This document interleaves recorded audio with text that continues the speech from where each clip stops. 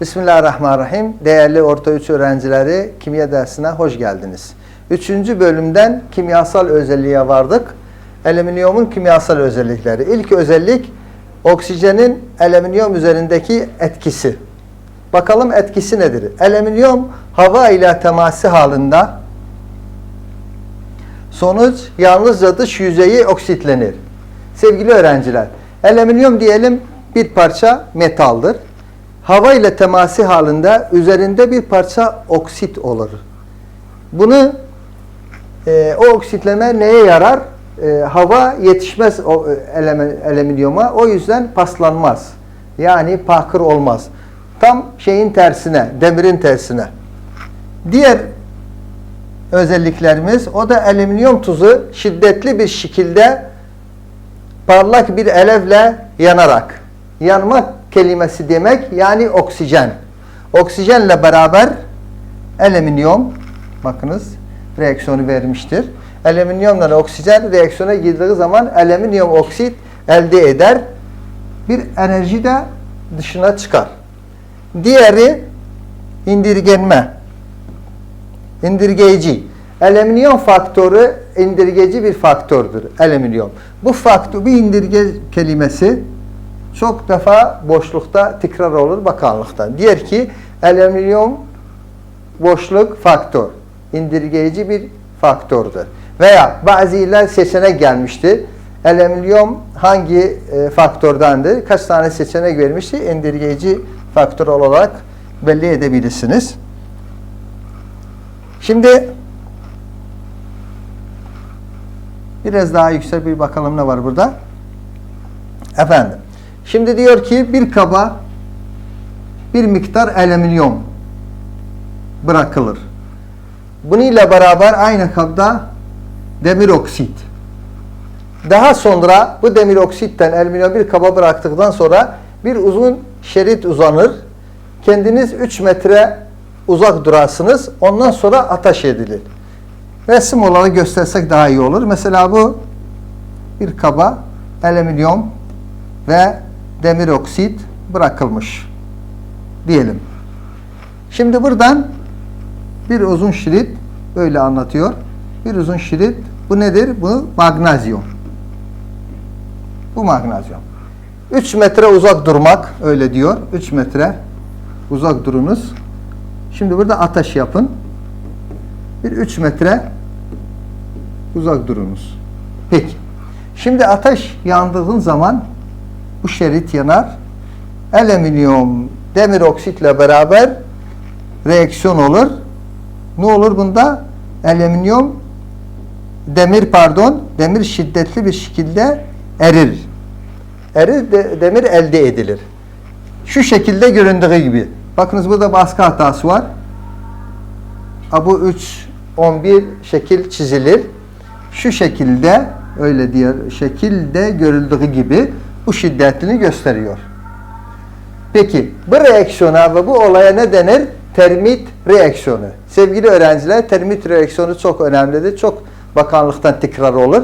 Veya tanımı veya reaksiyonu veya açıklamasını sizin için kısa bir şekilde anlattım. Denklem zaten var. Denklemde gösteriyor. Bu termit reaksiyonun denklemidir. Alüminyum demir oksitle beraber alüminyum oksit artı demir ısı enerjiyle beraber bu termit reaksiyonu.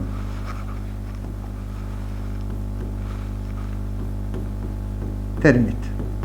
Bu nedeni termit reaksiyon. Peki. Bakalım termit reaksiyonun faydaları nedir? Bu da soru bir şekilde yapabiliriz.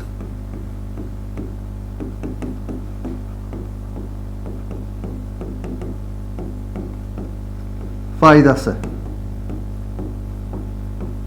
Efendim, faydalarını sayınız eğer soru geldiyse 2 tane yapabiliriz. Birinci, bu reaksiyon büyük demir aletleri ve demir yolların kaynak işlerinde faydalanır. Bunu numara 1 yapalım.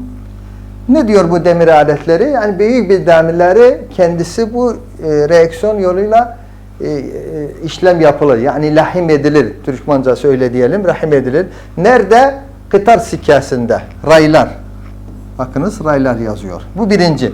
İkinci, bileşiklerde, yani bu termit reaksiyonu başka bileşiklerde elde etmek için, yani alüminyum indirgenci olarak başka bir bileşikler faydası bulunur hazır etmek için. İki tane önemi var termit reaksiyonun. Bakalım, burada resimde gösteriyor. Ray, tren rayı, kıtar sikkesi dediğimiz, bunun bu termit yoluyla lahim edilir. Peki. Diğer özellik, kimyasal özellikleri alüminyum asit ve bazlarla reaksiyona girmesi. Kitabınız sadece asit reaksiyonunu gösterir. Bakınız. Burada alüminyum neyden? Asit. Seyreltik hidroklorik asitten reaksiyona girmiş. Alüminyum klorür ve hidrojen açığa çıkmıştı. Burada bir neden var.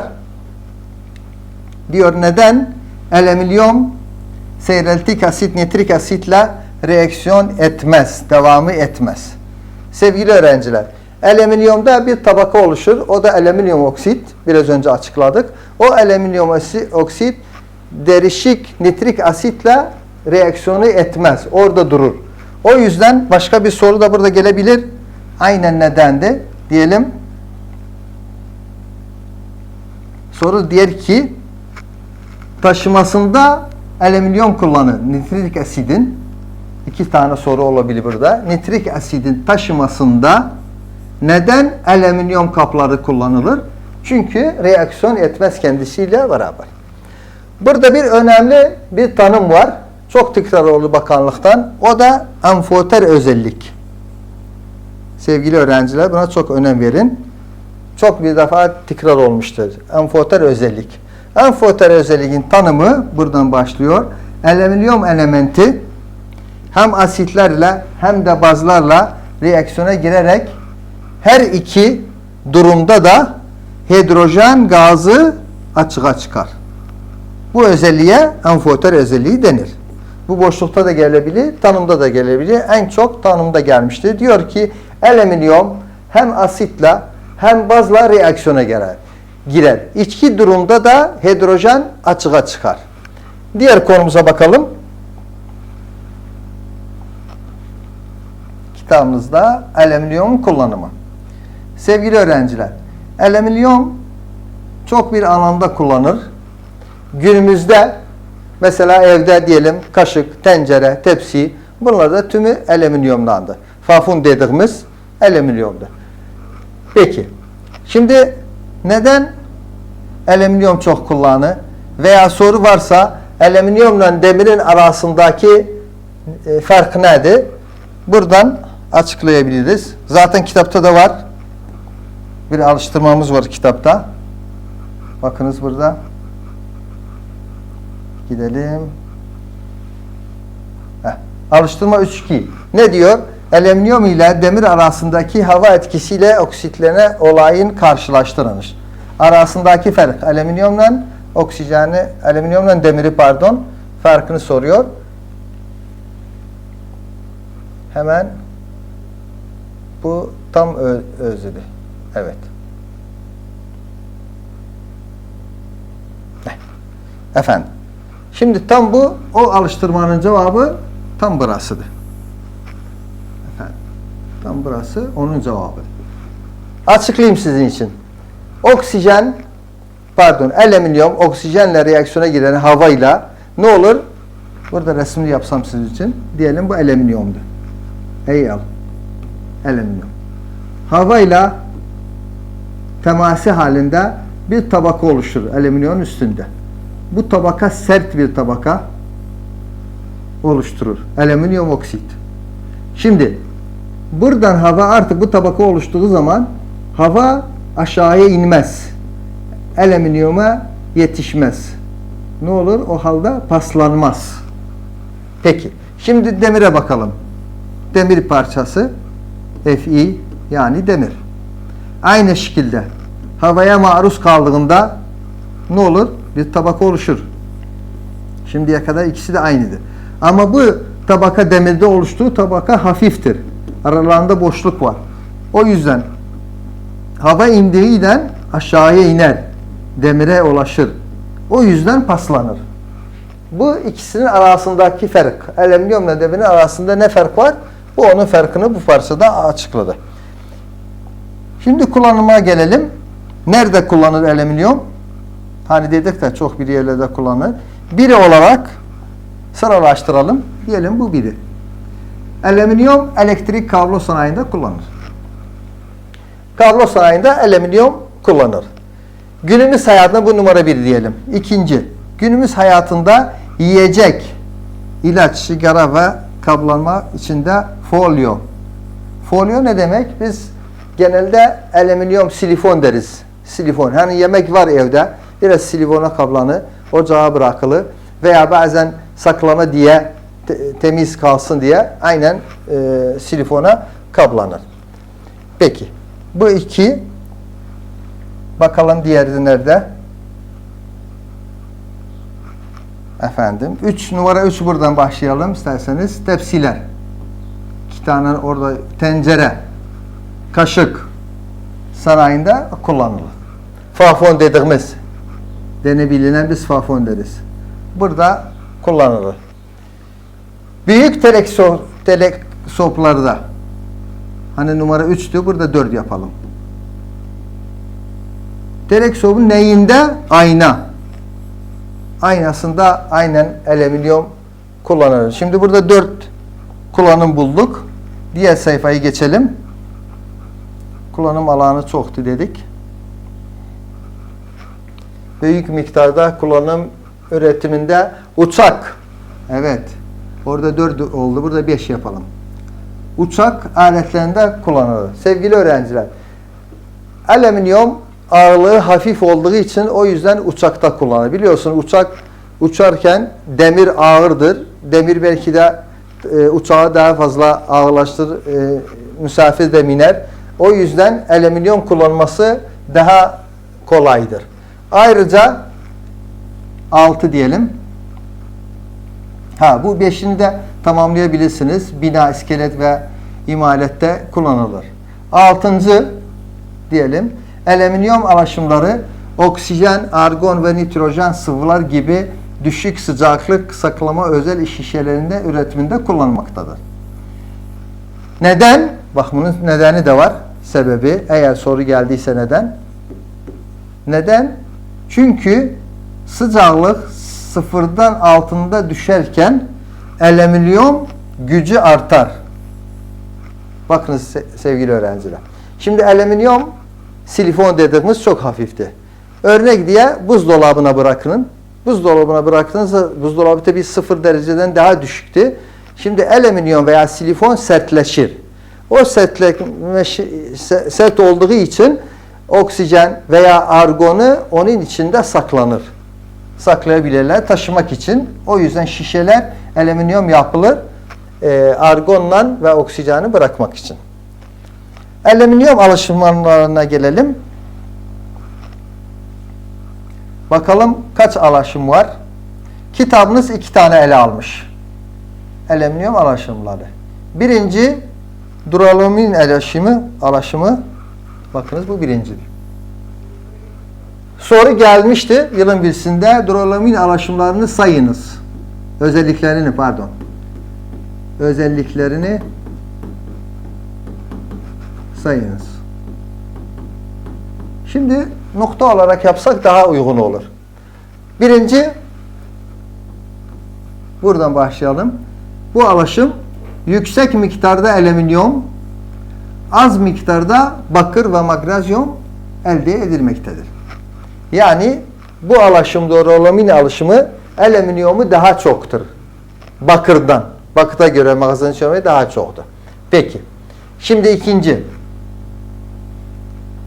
Bu alaşım hafif ve sert. Biraz önce dedik hafif oğlu, sert oğlu. Nerede kullanılır bu ikinci özellik? Nerede kullanılır üçüncü yapsak? Uçakların bazı parçaları üretiminde kullanmaktadır. Şimdi duralumin alaşım özellikleri 3 tanedir. Eğer tanım geldiyse bu 3 taneyi birbirine yapıştır, tanım olur. Veya açıklayınız dediyse aynen nokta olarak nokta yapmayın. açıklayınız. Tam açıklayabilirsiniz. Sayınız dese 3 tane noktayı sayabilirsiniz. Diğer alüminyum bronzu, bunu da diyelim özellikleri.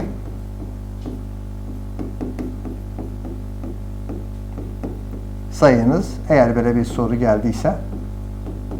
Şimdi bunu da aynen 3'e yapalım. Birinci nokta az miktarda alüminyum. Bakınız tam bunun tersidir. Bu yüksek miktarda alüminyum, az miktarda alüminyum, yüksek oranda bakır. Tam bunun tersidir. İkinci nokta. Oksitlenmeye karşı direnç olmasıdır. Biraz önce de açıkladık. Oksitlenmeye karşı olur alüminyum. Şimdi renk.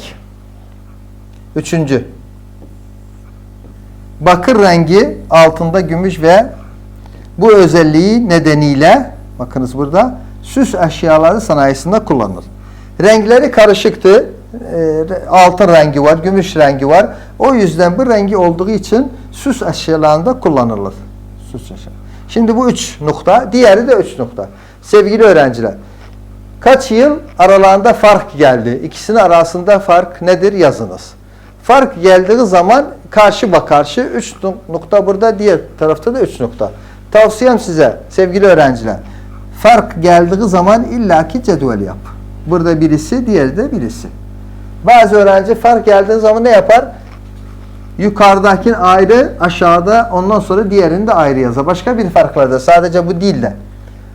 Karşı taraf ne anlar? Bu sanki ikisini açıklamıştı. Fark kelimesi demek, aralarındaki farkı belirtmek demektir. O yüzden ikisi birbirine karşı olması daha uygun olur. Burada mesela ilk nokta diyelim, alüminyumu yüksektir. Ha burada. Diğer tarafta aynı birinci nokta olur, alüminyumu düşüktür veya azdır. Buna farklı diyeler ve karşı anlama gelme demeyi vardır. Diğer konumuz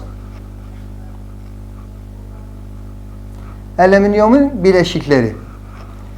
Sevgili öğrenciler, alüminyum bileşiklerinden birisi alüminyum hidroksit. Alüminyum hidroksit nasıl elde edilir? Hemen denklem var. Denklemini açıklasak daha iyi olur. Bakınız sevgili öğrenciler, alüminyum sülfat artı kendisiyle reaksiyona girdiği sodyum hidroksit veya potasyum hidroksit. Kitapta bunu diyor. Sodyum hidroksit veya potasyum. Potasyum ne demek? Sadece bu K. Potasyum hidroksit. Bu ikisi birleşerek alüminyum hidroksit elde edilir. Peki, elde edilen alüminyum hidroksidin özelliği nedir? Beyaz renktir ve jel bir madde olur. Diğer bileşiğe bakalım. O da alüminyum oksit. Al2O3.